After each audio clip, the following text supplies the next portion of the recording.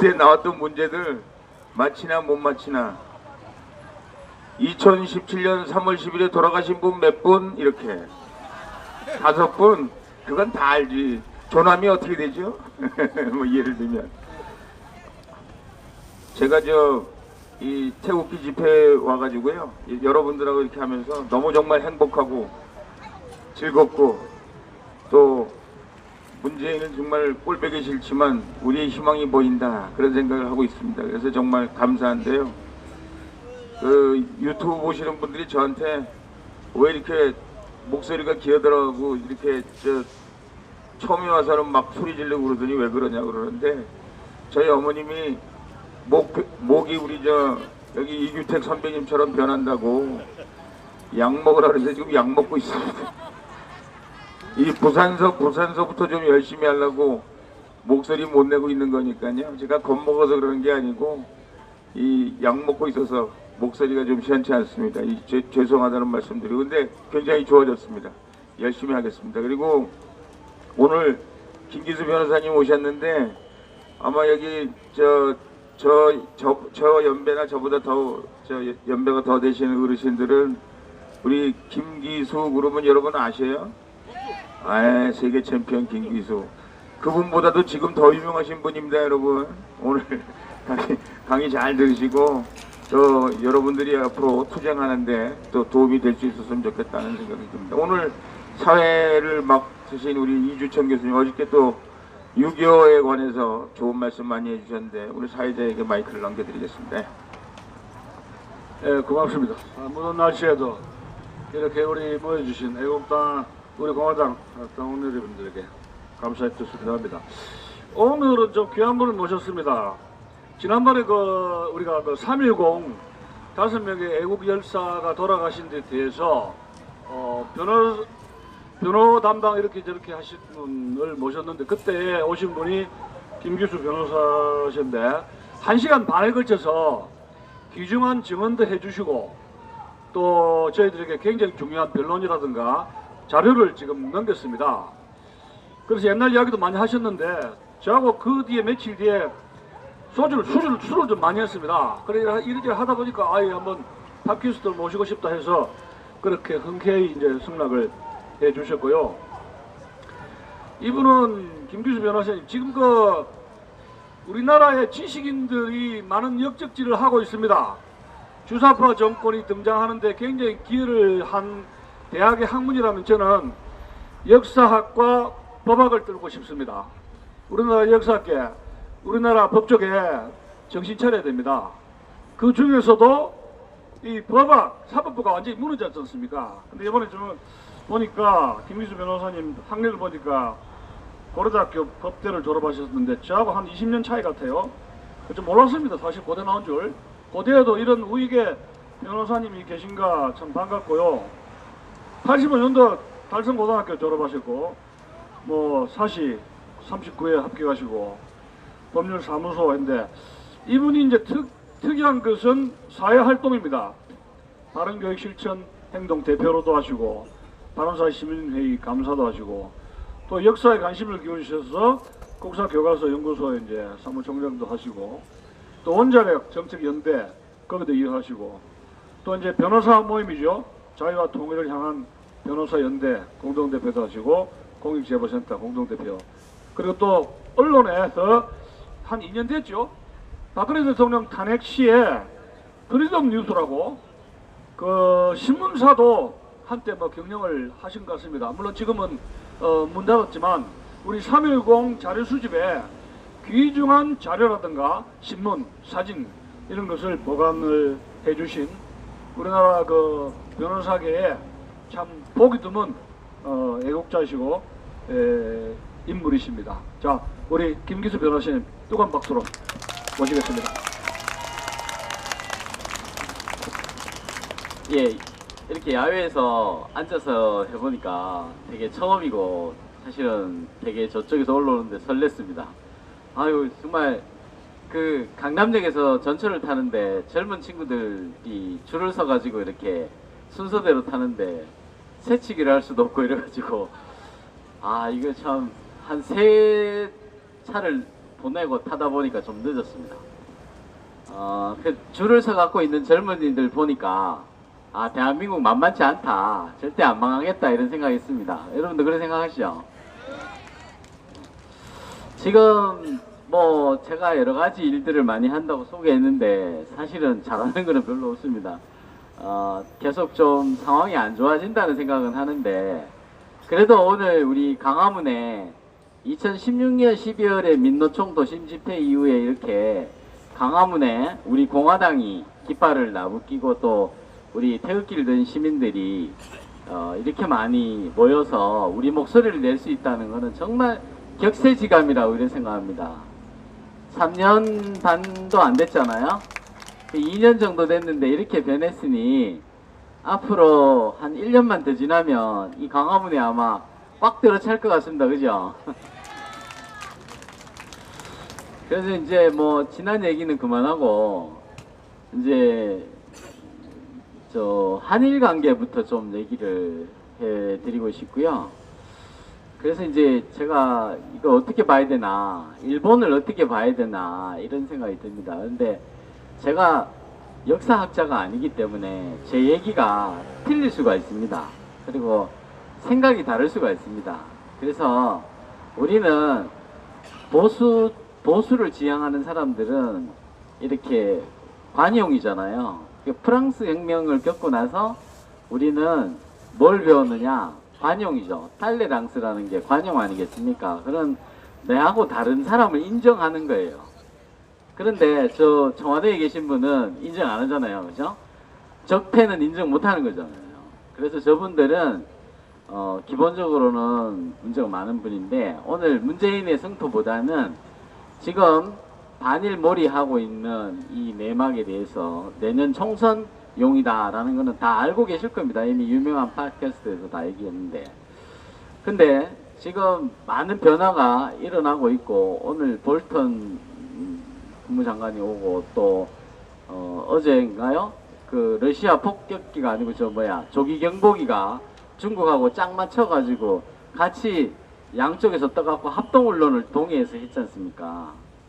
그런데 그 비행기가 날라온 궤적을 쫙 보니까 이 에치슨 9하고 비슷하더라고요. 옛날에 거는 에치슨 9처럼 쭉 날라와가지고 이렇게 독도에서 쪼우하고 갔는데, 이 지금 중국하고 러시아가 이제 미국에다가 경고를 하는 거죠. 야, 이 대한민국은 내 거야, 건드리지 마, 이렇게 얘기를 한 겁니다. 그러니까 이럴 때 화를 내야 되는 사람이 누구겠습니까? 예를 들어서 결혼을 앞둔 청년이 애인하고 공원에 놀러를 갔는데 어떤 괴한 두 명이 나타나서 자기 애인을 추행을 했습니다. 그런데 갑자기 그 애인을 짝사랑하던 동네 청년이 나타나가지고 야, 건드리지 마, 그러고 그 사람한테 이거 내 여자야 그러면서 얘기를 했습니다. 그러니까 정작 약혼자가 그 성추행한 범인을 나무라거나 신고하지 않고 자기 애인한테 흑심을 품은 그 옆집 청년한테 막 화를 내는 그런 짝이 지금 문재인이 하는 짓입니다. 지금 문재인 대통령이 아무 얘기도 안 하고 중국하고 아무 얘기도 안 하면서 일본이 독도 그거 우리 땅이야, 러시아 보고 일본 땅이다 이렇게 얘기를 한 것은 우리가 그 액면대로 그 일본 땅이다라고 한 것의 그 이면을 읽어야 합니다. 왜냐하면 세컨드, 너희들은 독도를 가져가려면 한국한테 뺏어갈 수는 있지만 너희들이 뺏어가면 내가 도로 뺏겠다, 이런 겁니다. 독도 넘보지 말라는 얘기죠. 내 땅이라는 것은 나하고 한판 붙어야 돼, 이런 얘기입니다. 결국에는 우리 뒷배를 일본이 봐준다 이렇게 생각합니다. 왜냐하면 우리가 이것에 감정에 흔들려서 반일 감정에 휩싸이게 되면 우리 공화당이 또 한 번 쏘는 겁니다. 또 한 번 쏘아서 여기 앉아 계신 분들 중에 대통령 탄핵 막 바람 불 때 그때 TV 보고, 물론 그때 야 이거 사기 탄핵이다 처음 아신 분도 있지만 그 뒤에 진행되는 걸 보고 사기 탄핵이다라고 생각해서 오늘 여기까지 오신 분들 많잖아요. 예. 그렇습니다. 그래서 이번에 이 반일머리에 또 우리가 쏘으면 안 되겠다 이런 생각이 들거든요. 그래서 최근에 이승만 학당에서 반일 종족주의라는 책을 펴냈습니다. 그래서 오늘은 그 얘기도 좀 하고 지금 우리가 어디까지 좌파 우파 이 개념이 아니고 이거는 문재인 정부는 이 파쇼 정권의 성격을 갖고 있다. 파시즘이다. 이렇게 생각합니다. 그래서 지금 우리가 어떻게 생각을 해야 되느냐. 그래서 우리 공화당이 똘똘 뭉쳐 있지만 우리 공화당하고 조금 생각이 다른 사람도 나는 독도는 우리 땅이라고 생각해 라는 그런 생각에서 독도 문제에 대해서 얘기만 하면 막 얼굴이 붉어지는 분들이 간혹 있습니다. 그리고 일본 문제만 생각하면 막 가슴이 벅차오르고 막 이런 생각이 있습니다. 그래서 일본에 대해서 잘 알아야 되겠다. 그리고 우리는 이 러시아와 중국이 우리의 근본적인 적이다라는 생각을 제가 해봅니다. 역사가 그렇게 인정하고 있고 제가 그 얘기를 좀 이해를 돕기 위해서 우리가 바다가 뭔지를 좀 이해를 해야 되겠습니다. 일본을 이해하기 전에 이 바다에 대해서 우리나라에서 최고로 석학이고 세계적인 논문을 쓰신 분이 바로 이승만 대통령입니다. 이승만 대통령이 쓴 미국의 영향 하에 항행의 자유라는 이 박사학위 논문이 그게 박사학위 논문인데요.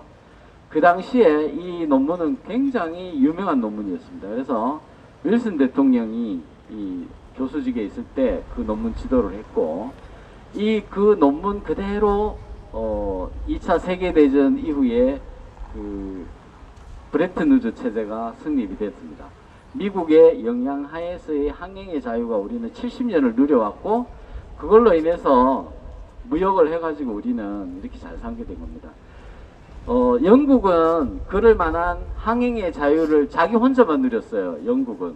영국과 일본은 각자 항행의 자유를 누리기 위해서 서로 싸웠던 게 제국주의였고 그런데 그것이 이 약소국들도 바다를 마음대로 다닐 수 있다 라고 한 것이 이승만 대통령이 그 학위 논문에 썼던 주제에 해당됩니다. 그래서 그 나라도 그렇게 세웠지만 우리가 대단한 해양법 학자다 이렇게 저는 생각하고 또 정치 경제학이기도 하지만 대단한 해양법 학자다 이렇게 생각이 듭니다. 기회가 되시면 그런 것도 좀 공부를 해보시면 좋겠습니다. 그래서 일본하고 미국하고 지금 일본이 지금 우리가 두려워해야 될 것은 세계의 강대국이 될 것은 중국이 아니고 일본입니다. 일본은 앞으로 미국하고 전쟁을 했을 만큼 강대국이었고 지금도 강대국이고 앞으로 미국과 패권을 나눌 수 있는 만한 그런 강대국이 될 수 있습니다. 그런데 우리나라는 지금 문재인 대통령은 이 강대국하고 한판 붙겠다고 그러니까 그래서 이게 앞으로 어떻게 될 건지 이거에 대해서 정말 마음이 많이 아픕니다. 오늘 제가 이름은 기억이 나지 않는데 일본은 법률로 그러니까 이치나 또 우리가 사리 분별이나 이런 것보다는 법이 다스려지는 국가가 이미 돼 있습니다.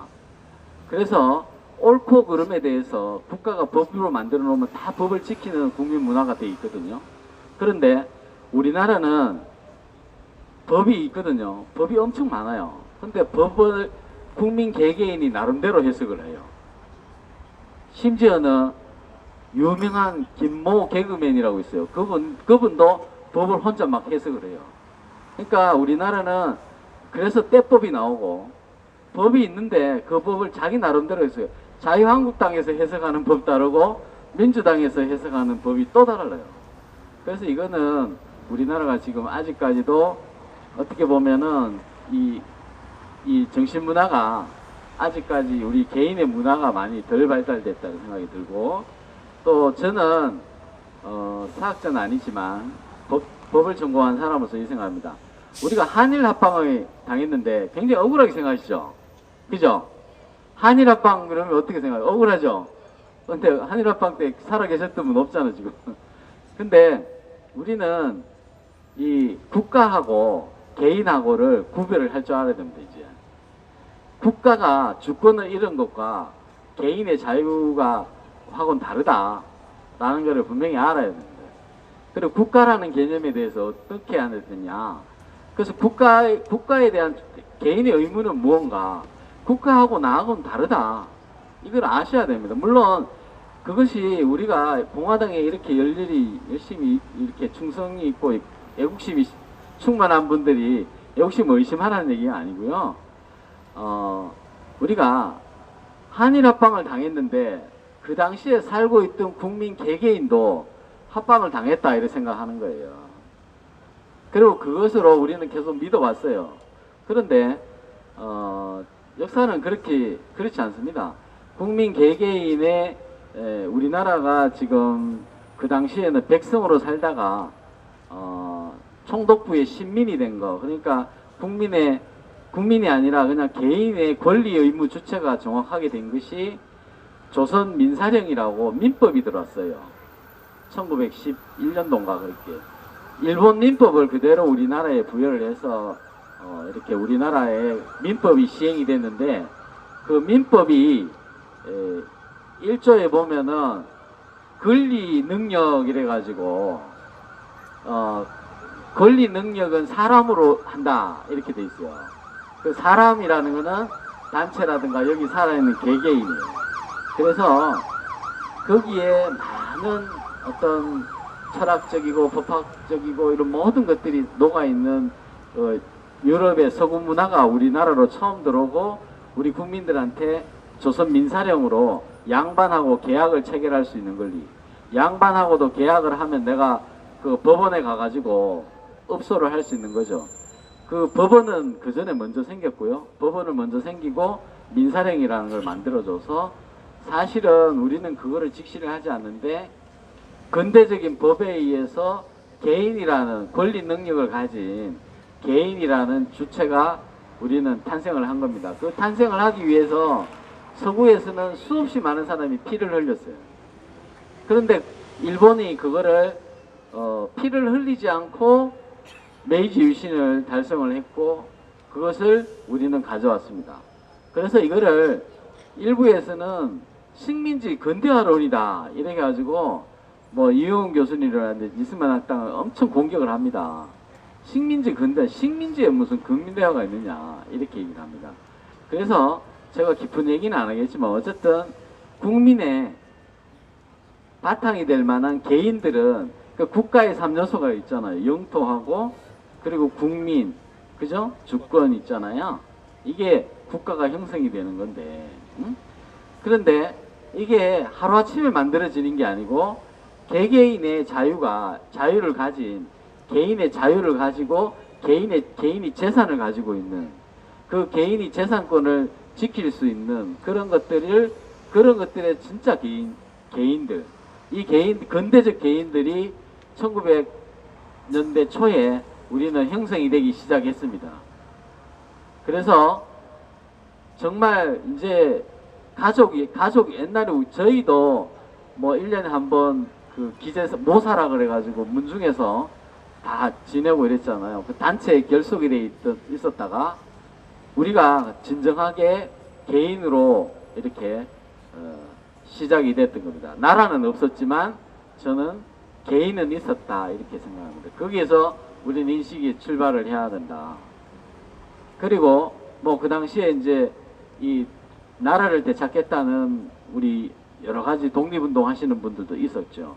어쨌든 그런 과정들을 이렇게 지내왔습니다. 그래서 한일합방이라는 문제를 제가 왜 이 얘기를 하느냐면 지금 지금 반일몰이에 근간이 돼 있던 이 대법원 판결을 제가 비판하기 위해서 말씀드리는 거예요. 그 작년 2018년도에 김명수 대법원에서 이번에 그 미쯔비시 신일본 제철이라고 합니다. 신일본 제철 판결이 난 걸로 아는데 실제로 그렇지 않고요. 2008년도에 판결이 이미 났습니다.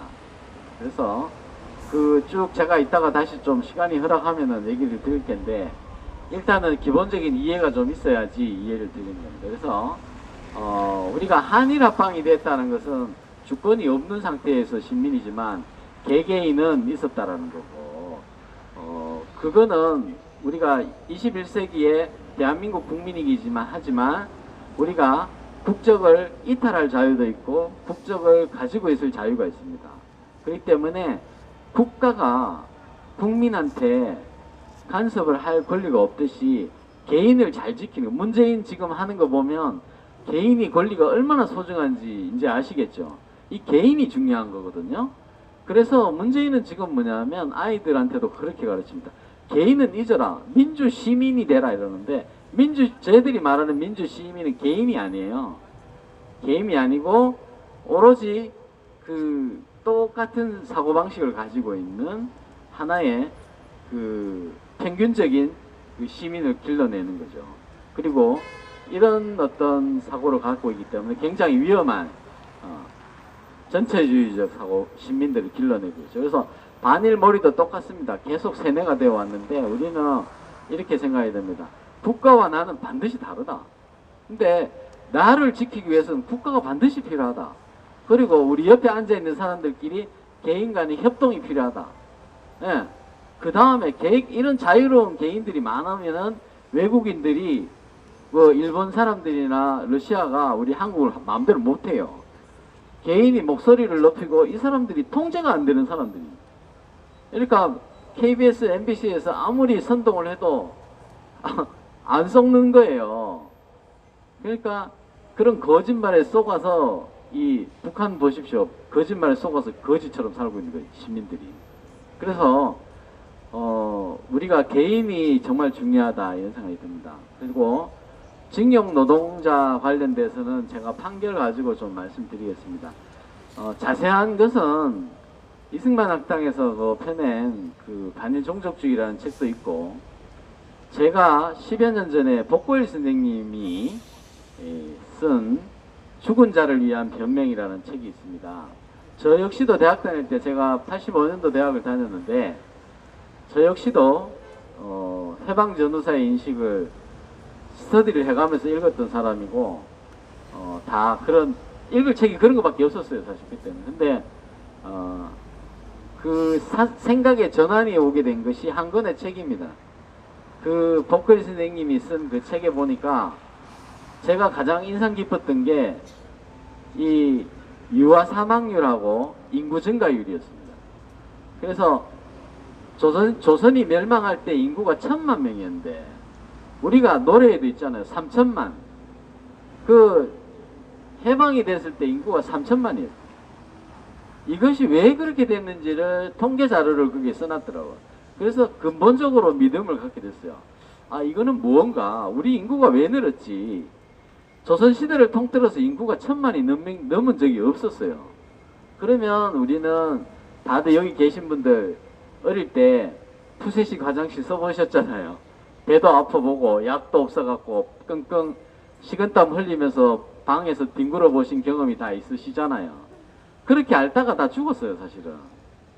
그런데 일제시대 때 그런 과정들이 있다고 할 때 우리가 그 시대를 어떻게 봐야 되느냐는 단순하게 볼 것은 아니다. 그래서 냉철하게 봐야 되는데 역사를 뜨거운 가슴으로 보고 우리 아이들한테 눈을 가리잖아요. 이번에 교과서 파동 다 나왔죠. 2018년도 가짜로 만드는 교과서, 초등학교 교과서. 2018년도에는 가짜는 아니지만 완전히 엉터리로 만든 교과서. 교과서에 스티커 붙여서 배포했지 않습니까? 거기에 나오는 그 징용 노동자상 이 곡괭이로 이렇게 훈도시 차고 이렇게 긁어내는 탄광 노동자. 그 탄광 노동자 그 사진은 1960년대 사진입니다. 1960년대 일본도 패망 이후에 대가 힘들었기 때문에 거기에 실제 그 탄을 추워서 탄을 캐러 갔던 사람을 사진을 찍어서 작품 사진으로 찍었던 사진입니다. 그 사진이 여기 뒤에 있는 역사박물관에 전시돼 있어요. 그래서 그 사진 작가의 저작권 가지고 있는 사람이 역사박물관에 와서 그 사진 내려달라고 그랬습니다. 그런데 역사박물관에서 뭐라 그랬냐면 그 사진은 네 말이 맞지만 그 사진과 같이 우리 조선인 노무자들도 고생했기 때문에 우리는 허위사실이 아니기 때문에 게시물 내릴 수 없다 이랬습니다. 이게 대한민국 역사박물관이에요. 그래서 일본에서는 그 군함도 영화 한 편 있잖아요. 그 군함도가 대한민국 국민들이 다 진실이라고 생각하고 그게 유네스코 박물관에서 유네스코에 일본이 등재하려고 그러니까 우리가 이제 뒷다리 걸어갖고 못하게 했는데 이제 우리는 강제 동원이라는 거를 유네스코에 같이 넣어달라고 그랬습니다. 그러니까 유엔에서 이제 얼마 전에 그 일본에서 그 사이드 세션을 열어서 그것이 사실이 아니다. 군함도의 진실에 대한 그 세미나를 열었는데 제네바에서 우리 낙성대 경제연구소의 이우현 박사가 거기 유엔에 가서 그 군함도의 진실에 대해서 얘기를 했습니다. 군함도의 진실에 대해서 얘기를 했더니 그 낙성대 경제연구소로 엄청나게 욕설이 지금 오고 지금 뭐 엄청나게 위협, 협박 이런 게 많이 오고 있습니다. 근데 과거에 보다도 우리가 이렇게 많이 뭉쳐 있고 하기 때문에 뭐 전혀 문제가 없다고 생각됩니다. 그리고 지금 그만큼 우리나라 역사 왜곡이 일단 심각하다라는 것입니다. 이 징용 노동자 판결에 대해서 간략하게 내가 스피디 있게 요약해 드리겠습니다. 이분들은 원고가 5명이었는데요. 그 중에 이분들은 90년대 말에 일본에 가서 소송을 제기를 했습니다. 그래서 1심, 2심, 3심 거쳐서 패소했고요. 그래서 2005년도에 한국에 와서 우리나라 법원에다가 소송을 제기를 다시 했습니다. 다시 했고요. 했는데 1심에서 사실상 2008년도에 한일 청구권 협정에 그 적용이 없다. 1965년도 청구권 협정에 적용이 안 된다. 이거는 국가가 다만 외교적 노력을 안 하기로 한 약속이다.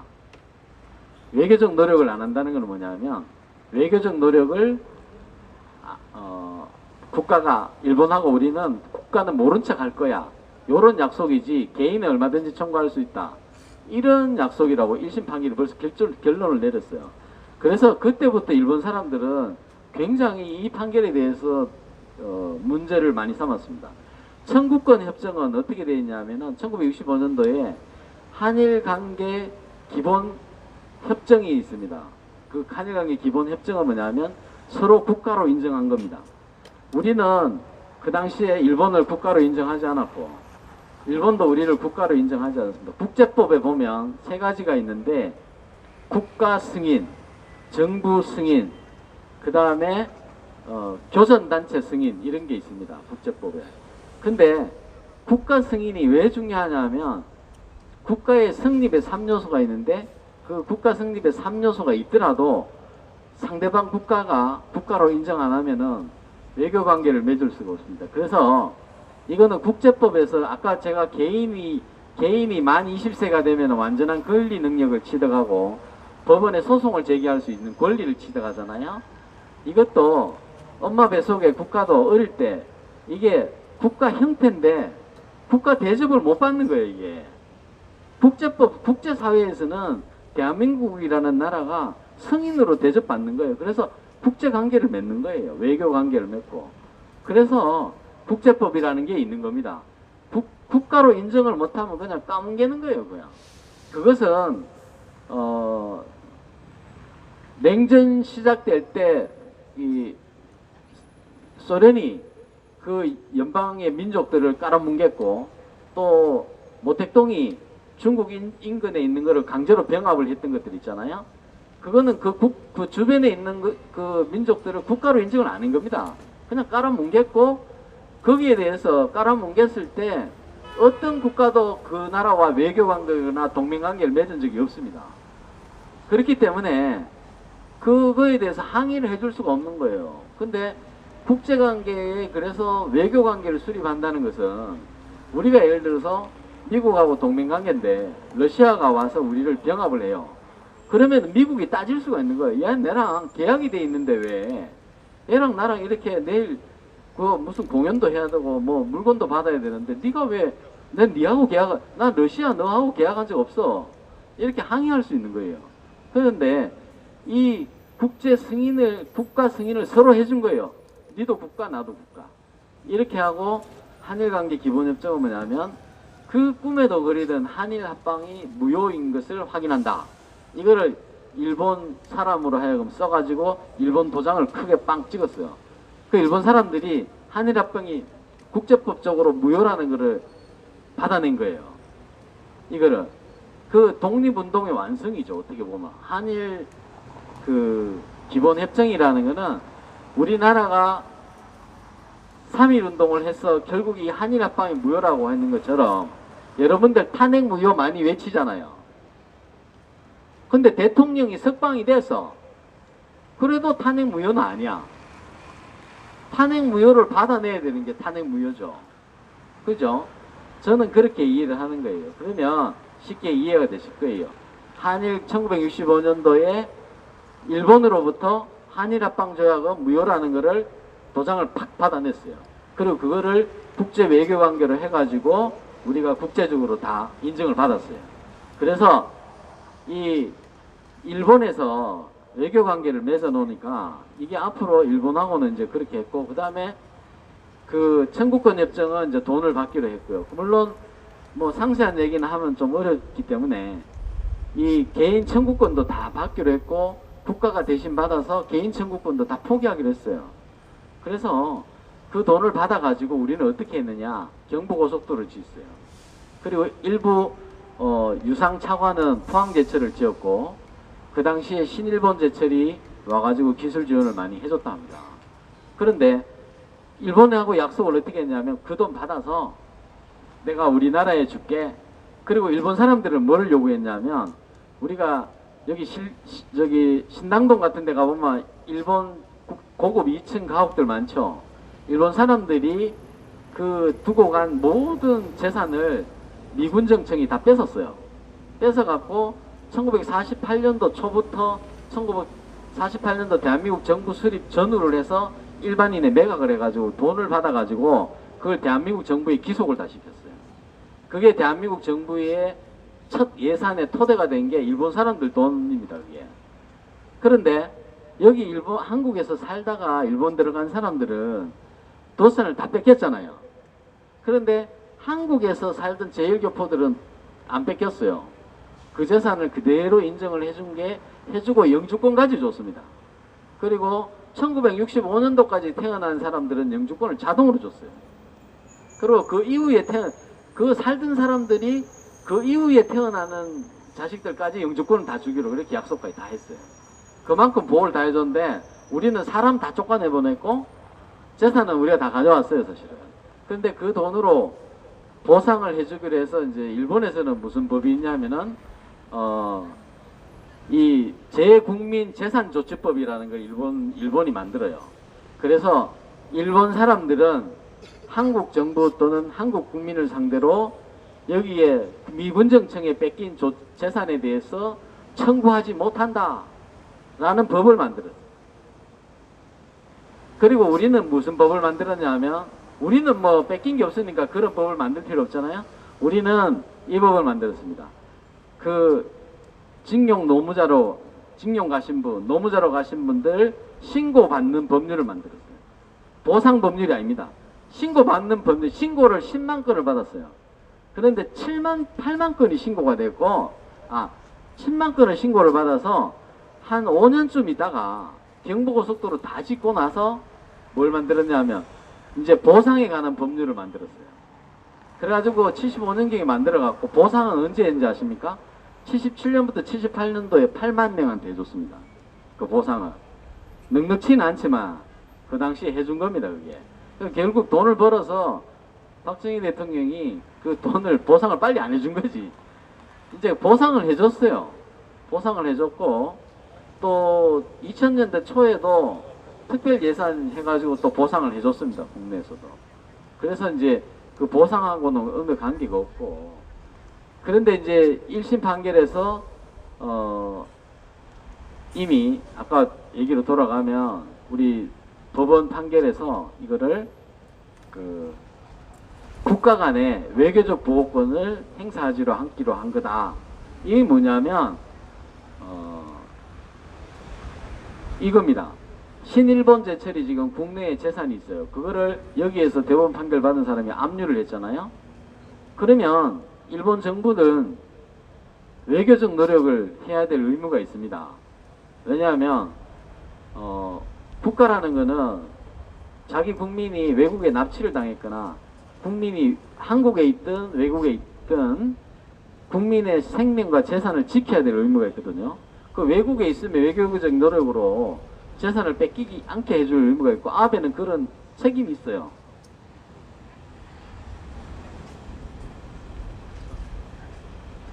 아베 입장도 먹으니까 훨씬 잘 나오네. 아베도 그쪽에 수상이니까 책임이 있는 거예요. 우리가 그래서 돈 내놔라. 아니 외교적으로 뭐 총칼을 들고 오는 게 아니라 한국 외교부에다가 그 우리 옛날에 한일 청구권 협정으로 다 포기하고 한 건데 이거 너무하지 않소? 이렇게 얘기를 할 권리는 있는 거예요. 그런데 그때 이미 1심 판결은 그래도 판사가 법리적으로는 외교적 노력은 서로 안 하기로 한 거다라고 얘기를 한 거예요. 그건 뭐냐면 이제 아베가 그거는 신일본 제철을 상대로 하는 거고, 우리가 그 일본이 예를 들어서 법적으로 다 포기해가지고 완전히 그 일본 사람들 재산은 외교적 노력이는 물론 뭐 완전 국내법으로 아예 원천 봉쇄해 버렸죠. 그래서 일본 사람들이 만약에 와가지고 우리나라 법원에 옛날에 우리 할아버지가 미군 정청한테 뺏긴 재산 돌려주세요라는 소송을 걸어왔을 때 우리는 도대체 어떻게 할 수 있느냐, 이 얘기입니다.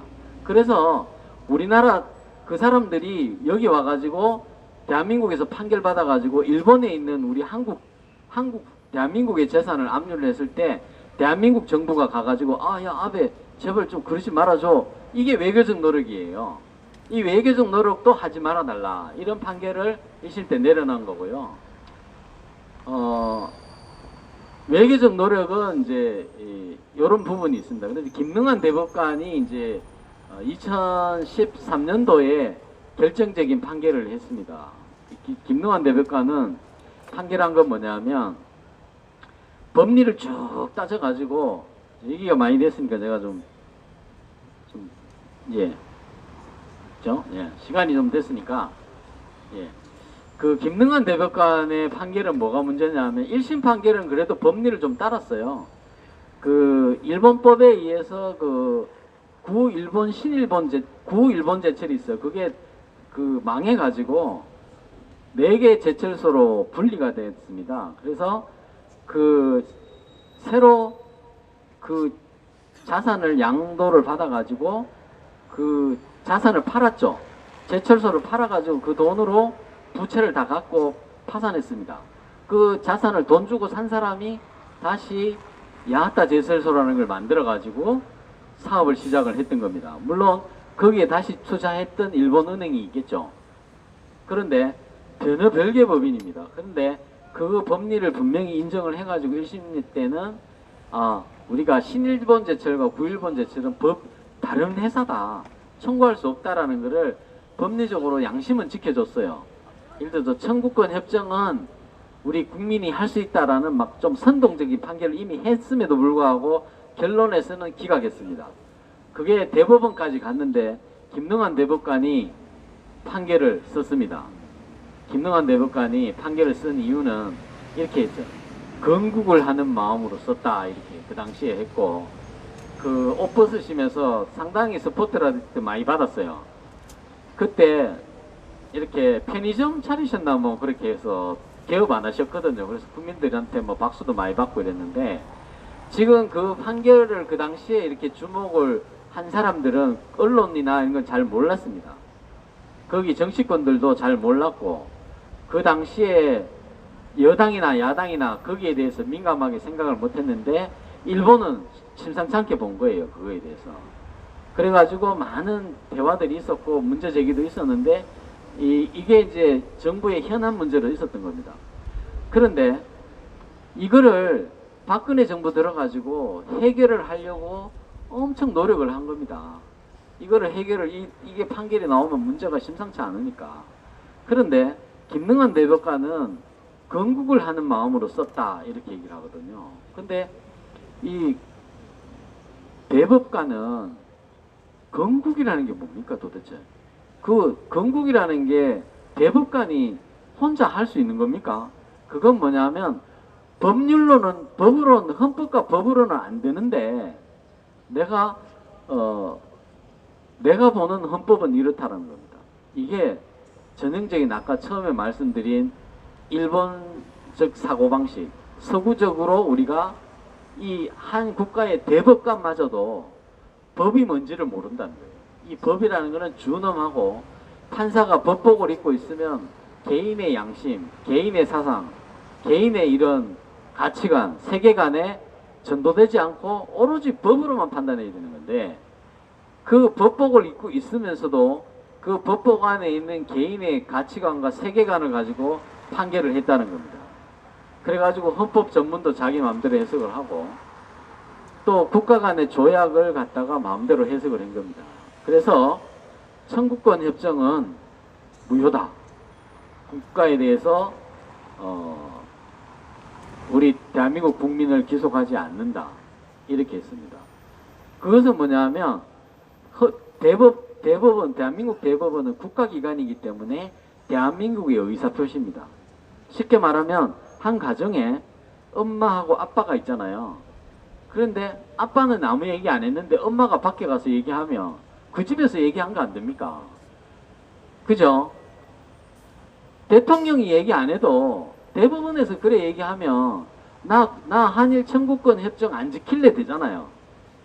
그러면 뭐냐면 70년, 65년도에 체결된 국가 간의 조약, 일본과의 그 조약을 무효로 하자는 얘기예요.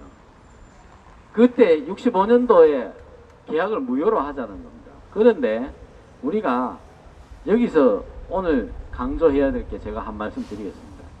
국가 간에 국가 승인을 해야 승인이 되는데 그 승인의 조건은 국제법 교과서에 이렇게 되어 있습니다.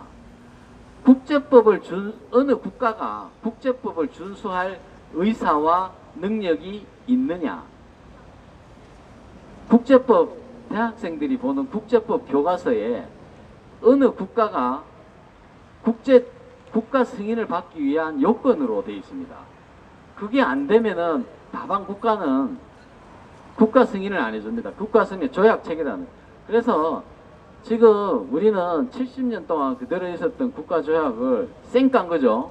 그래서 국가가 될 조약 자격이 없어져 버린 거예요. 그러니까 일본에서 뭐냐면 대한민국은 국가가 아니야 이렇게 얘기하는 거예요. 지금 그 얘기가 그래서 나오는 거예요. 국제법을 70년 동안 지켜왔던 국제법을 나는 안 지킬래 이렇게 얘기를 하니까 대한민국은 국가가 아니야 이렇게 일본이 치고 나버리니까 독도는 내 땅이야 이래 되는 거죠. 깔아뭉개겠다는 얘기가 나온 거고 지금 우리 일본에 있는 이 친한파 또 애한파들도 있습니다. 대한민국을 사랑하는 애한파들은 지금 문재인 정권이 때문에 대한민국이 무너지면 휴전선이 대마도로 내려오겠다 이런 걱정입니다. 지금 이 대한민국이 적화되면 휴전선이 대마도로 내려가는 거기 때문에 일본 사람들은 걱정을 하고 일본 사람들의 무장을 부추기고 있어요. 지금 문재인 정권이 무장의 명분을 주고 있지 않습니까? 그리고 러시아도 그렇게 해서 비행기가 날라오게 된 거예요. 국제법적으로 저거 국가도 아니네 이러니까 이제는 일본하고 한국이 찰떡궁합이었는데 둘이 쪼개지니까 비행기 타고 쫙 들어오는 겁니다. 그 사이를. 그것은 이것이 초등학교 때 산성인지 알칼리인지 리트머스 시험지 넣어보듯이 비행기 2대 넣어서 쫙 실험해 본 거거든요. 이거 가지고 러시아하고 중국은 엄청나게 지금 슈퍼컴퓨터를 돌려서 분석을 하고 있을 거예요. 여기에 대해서 어떻게, 여기에 러시아, 중국의 머리 좋은 애들이 이 한일 관계를 어떻게 깨트릴까라고 엄청나게 노력을 하고 있을 거예요.